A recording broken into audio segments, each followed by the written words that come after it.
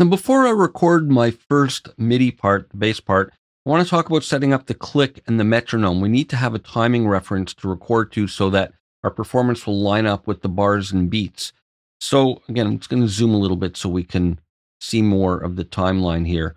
So I'm going to hit the period key to go back to the beginning, and we can turn the metronome on and off with the shortcut C, and you'll see this little icon here in the toolbar at the bottom, and I can click that as well to toggle it on or off. So I can click this to open up metronome setup where we set the different options available. So let me hit play. This says click and play, and you're going to hear it now. Now with this disabled, we'll only hear it in record, which I generally prefer because when I'm playing back, I don't necessarily need to hear a click, but I'm going to leave it on for the moment so we can look at customizing the sound. Now we have different sounds available for the downbeat of the bar, each beat, and then the different subdivisions. And by default, they're all set to click, but maybe I'm going to change this one. So the downbeat is the click and the rest are the different sound. And if I have offbeat, we can set the level for each of these.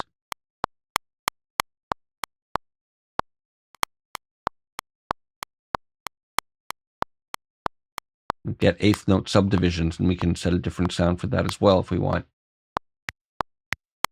I'm going to leave it off.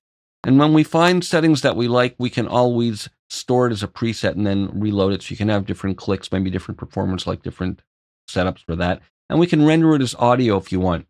Now, when we hit C, it turns it on or off, and you'll see the active button turn on and off with that. Or, as I mentioned, you can use this button here.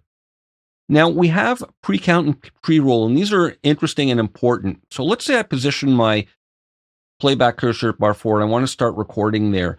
If I have pre-roll enabled, it's going to start from a certain number of bars back. So maybe I want to start recording, let's say at bar 8, but I want to listen for 2 bars before. I'm going to set this to 2. And now if I hit the record command, which is the asterisk on the numeric keypad, it's going to start from here, but only drop into record here. So if there's any content in the last 2 bars before, we'll be able to hear those. So you hear it there playing back potentially material that could be relevant for me to start recording there, and you see it's recording. I'm going to hit stop, and I didn't play anything, so nothing got captured. Now, pre-count just means that it's going to start recording at the position we have, but instead of playing for a specified number of bars before, it'll just give us the click with the position remaining static there. So let me set this, for example, to 1 bar of pre-count, and now I'll hit the asterisk key for record. Again, I'll hit stop, and nothing got captured. So we hear the pre-count of 1 bar, and then it starts playback and recording there. Now we have the option for repeat accent, and if you're working in compound time signatures like 12/8 or 9/8 or something like that, you'll get the accent sound on the logical subdivisions. And we can have click in the pre-count only, which is actually really useful. Once you've got your song underway, you might just need the count in to get you started, but then once you're recording, you may have drums and bass and whatnot happening. You don't really need the click. You can hear the music and go with that. So I actually like that a lot, but I'm going to leave it off for now since I'm going to be starting from scratch. I'm going to leave this on for the moment. Now, there's a couple of useful shortcuts that can help you avoid having to open this window at all. Once you've got your sounds set up here, and you can just leave it like that, you can hit Shift-C, and that'll toggle the pre-count on and off, even when this window is not open. When we see this little icon here, you can do it by clicking on this icon or by using Shift-C. And then we can use O to toggle pre-roll on and off. And again, you can do it using this button here. So not important to actually have the window open once your initial sounds are set. Now, I want to talk about, in the console view, adjusting the volume of the metronome. So here, I'm going to enable the view of the output channels. And on these output channels, we have this dedicated metronome button. So I can click this.